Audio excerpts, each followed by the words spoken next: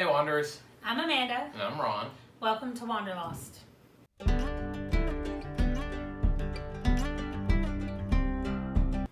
So it's been 19 years since the events of September 11th, 2001, and we wanted to just take a few minutes and to talk about our own recollections of that and kind of where we were when that happened. So we had not been married long. We got married in 99. Yeah. So just over 2 years. And we were asleep. Right? Well, yeah, so it was a Tuesday. It was at our first civilian church in Parkin, Arkansas. Right. And I was a seminary student. I don't even know if you were working at that time. Not yet. So, I don't know, for whatever reason, it was a lazy Tuesday. Who knows what had happened on Monday night, Right. what it was. So, we were asleep, so I guess it was But it was 9. still early Yeah, because it was in between the it'd two. be around 8 because we were at Central Time. Right. But just remember, we were asleep, and my good friend Kevin, who pastored just down the interstate from us, called and said, "Hey, dude, you need to get up and turn on the TV." And of course, we're like, We're like, okay, "Okay, that seems odd."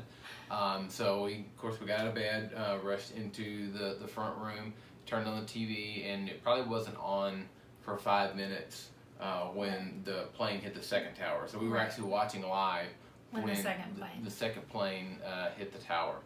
And I think, so when I first think back, like on what I thought and what was happening, I always think, I don't really remember much about that. So until about a year ago, we went to Maryland. We did our not quite cross country, but almost. And on the way back, I had my stamp book, my passport stamp book, and I was like, hey, we're passing not far from this place in Pennsylvania. Let's stop and let me get a stamp in my stamp book. And that is all that my brain was thinking about. Like, I saw that it said Flight 93 Memorial, but I was just like, okay, let's go there. And then it was like we turned to go in the place, and I thought, oh, this is going to be bad. Like, that's when it hit me, like, we're going to a memorial of something that I definitely remember. Like, not something that happened 200 years ago, and I'm trying to picture what it might have been like, to experience that. And I thought, oh, this is going to be bad. Like, I don't know if I can handle this. And I just wanted to go to get a stamp, and I'm so glad that we did. But it brought back so many memories, because when you walk in that museum or that memorial, there is it's a snapshot in time. Yeah, I mean, there's a bank of TV screens, and they're all playing news from that morning, and so you're watching. I mean, it just sent me right back to that morning. And there's displays walking you through the timeline of exactly what happened on the different planes, that sort of thing. It's just this wonderful memorial building in this huge field where Flight 93 went down, and it's a tremendous tribute to the folks, the courageous folks on Flight 93. But yeah, I mean, it was really just an eye opener to help remember, because because I had forgotten the intense confusion that I felt. Like, I think that's the part that I had kind of just forgotten about, and I'm like, well, this is just how we do life now. And you were talking about the timeline and how things happen, but at the moment, like, we didn't know any of that stuff. Like, we didn't, and so the whole, like, just the amount of confusion, like, the news people were saying, like, we're being attacked, and I remember thinking, this is not possible. Like, how can a plane get all the way across the ocean and nobody notices, and like nothing happened? And that was before we even realized that it was our own, or like, regular commercial flights that had been taken over. And I just kept thinking, how is this even possible that this is happening? Like, I was just the confusion of that whole morning. I could not stop watching the news for like days. Like, I just felt like that's all I was doing. And I'm not normally a news person. Like, I pretty much don't care what's happening in the news, but I could not stop those. I just needed to understand, I think. And I mean, I still don't, but there is a much better picture now. But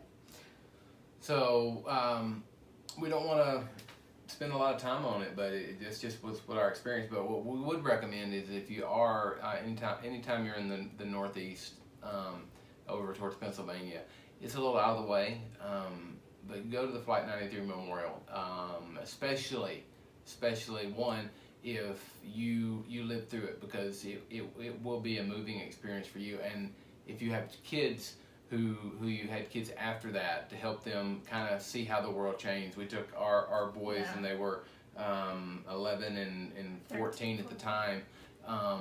And they were saying, they were asking questions, like normal questions, like now, like, well, how could they get on the plane with such and such? And we were like, there were just so many different rules back then. Like, there's been so many rule changes. But we had such good conversations afterwards on, how the world changed just in that moment. So I can't say enough how important it is in the context of what life has become, to go and see that, and maybe to revisit those moments as to what it was like before, during, and after those events.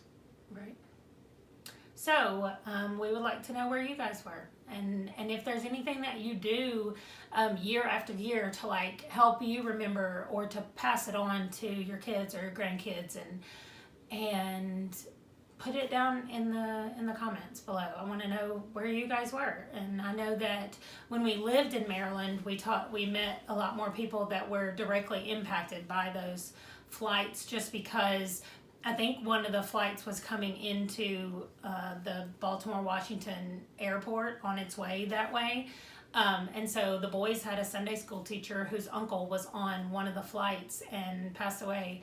And so she talked to them about that when they were, when it came around every year, she would tell her story about that. And so we want to hear your story. Well, again, thanks for joining us. Come back next week where we'll get back to our normal videos of hiking, and we'll continue in our efforts to complete the Custer State Park Challenge.